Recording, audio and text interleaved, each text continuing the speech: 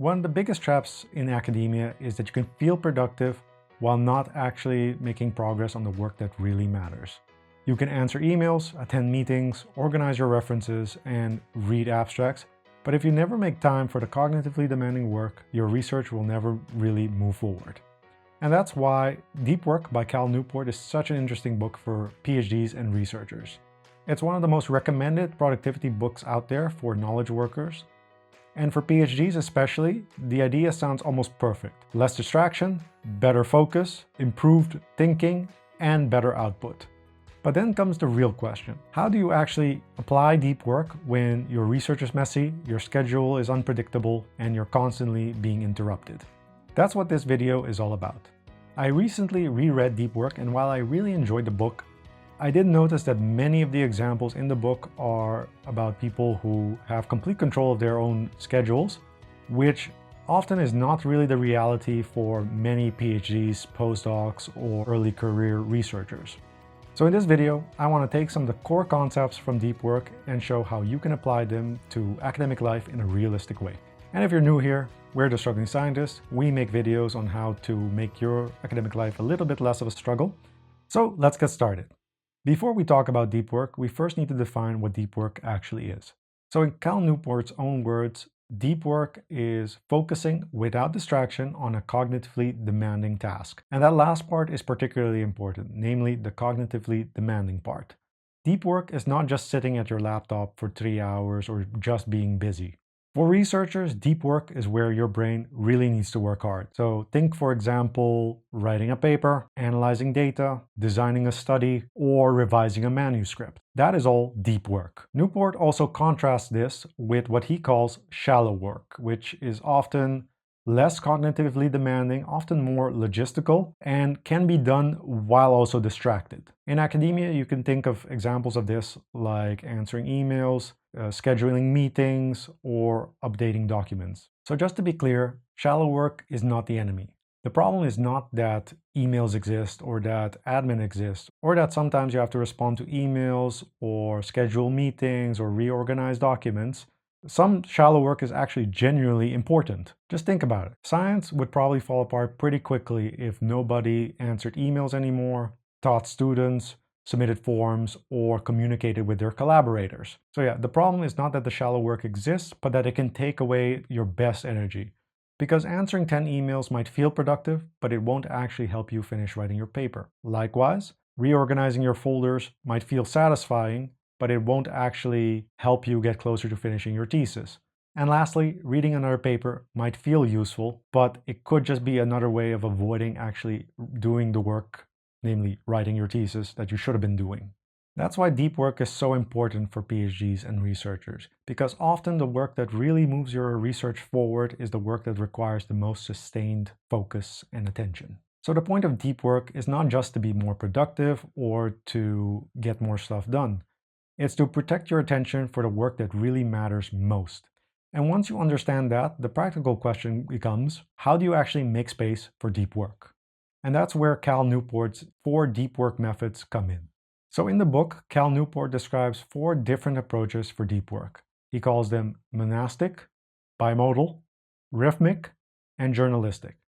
Now, I think this part of the book is especially useful for researchers because not every researcher has the exact same level of control over their schedule as everyone else.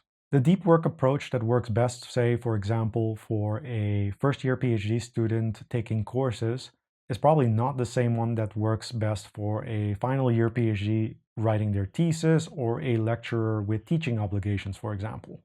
So therefore, you shouldn't focus on which method is the best, but instead a better question would be, which method is the best for my academic life right now? So to that end, let's go over each of these methods. Starting with the first one, the monastic model. So the monastic method is where you radically eliminate shallow work from your professional life so that you can almost exclusively focus on your, let's say, highest leverage intellectual goal. So for researchers, you can think of the shallow work that you would be avoiding here as not answering emails, avoiding pointless meetings, and just trying to avoid context switching as much as possible to simply just focus on your highest leverage activity. So with the monastic method, you're really aiming for these long stretches of focus time that you can really focus on your writing, analyzing data, revising manuscripts, on sort of unbothered and uninterrupted by shallow work. And this is also why the monastic method is not really the most practical or useful for many early career researchers, because most PhDs, postdocs, or just early career researchers cannot redesign their entire life around just doing the deep work. They also have shallow work obligations that they need to attend to.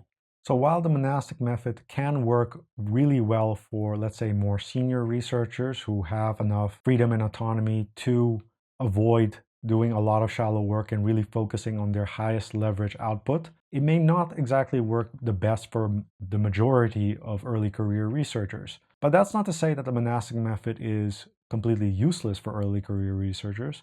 If anything, it shows us the value of aggressively protecting our attention. But in addition to that, it also shows us something else. It also shows us that we need a version of deep work that really works well with us and our other academic obligations and responsibilities that we just can't avoid, that we do have to get to at some point, but that we still just need a deep work method that works well with that and with us. So the next method is called the bimodal method. With this approach, you're not trying to cut out all the shallow work, but you're instead trying to create periods or pockets where you focus exclusively on the deep work and then can return to other periods where you can do other things as well, including shallow work. So unlike the monastic method, the bimodal method really is focused on creating these set periods of time where you exclusively focus on deep work, but then you can still return to shallow work at another period of time.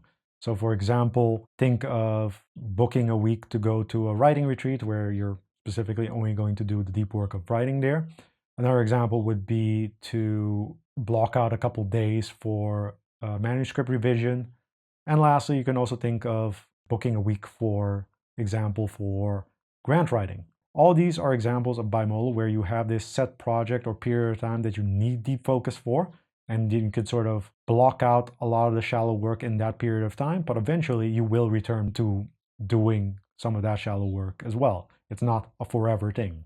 Now, important to mention though that this method does really work well if you are someone with a little bit more, let's say, control over your schedule, that you can indeed, for example, go away for a week to focus on grant writing or to do a writing retreat. But that's not to say that only more senior researchers can do this. The bimodal method is definitely useful and also very powerful for PhDs, postdocs, and just more early career researchers in general.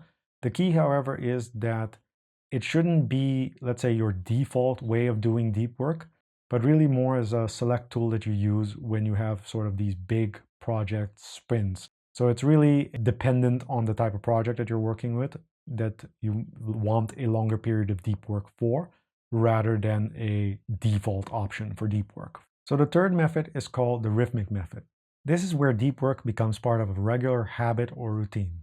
So instead of trying to find the perfect time or block out a long stretch of time that you can do your deep work, with the rhythmic method, you instead try to create a habit or block out a little bit of time, like let's say 1 hour in the morning on Tuesday or Thursday for writing or reading more papers or analyzing your data. And you do this sort of consistently. You create a rhythm out of it, hence the name. And that way it becomes more of a habit, and that's how you also prioritize doing your deep work. You may not have an entire week or month or multiple weeks to spend on doing deep work, but perhaps you can still carve out a little bit of time consistently. So one of the key things to keep in mind with the rhythmic method is that the intensity or rhythm shouldn't be too extreme. It should just be enough that you consistently prioritize the deep work that you actually want or need to do. And that's honestly where the strength of this method really shines, because you no longer sort of wake up in the morning thinking like, okay, hopefully today I'll have some time to write the paper. You know in advance, because it becomes more of a habit or routine, when you're going to be writing your paper. You really prioritize it in your schedule to do deep work then. And this is why this method is probably one of the most recommended methods for early career researchers and researchers in general, because it doesn't really ask you that you have complete control of your schedule, that you can really dedicate a ton of time to doing deep work. But if you can block out a little bit of time still in your schedule, then you can start making those gains with deep work and really progressing on the task that you've probably been avoiding for the longest time, like writing or analyzing or reading papers. So yeah, the Rhythmic method is definitely the one that is most recommended for early career researchers to get started with deep work and start building those deep work muscles. So our fourth and final method is called the journalistic method. And this is where you switch into deep work whenever a little bit of time becomes available. Now, this method can be especially handy in academia and especially for researchers because we all know that meetings can get canceled, experiments might finish early if they don't go well, or supervisor meetings might also end early as well. So that can free you up with some, let's say 30, 45, or even 60 minutes where you might have some time to do some deep work still. Now, for many people, when those spare moments of time sort of open up or become available, they might often default to using it for emails or admin tasks. But with the journalistic method, you have a clear idea of what you're going to be using those unexpected moments of free time for, namely deep work. So a couple of examples of what exactly this might look like is when your meeting gets canceled, you immediately take that 30 minutes to an hour that you now have available to you and continue writing your paper. Or if your supervisory meeting ends early, you might continue to adjust a figure to use for your paper.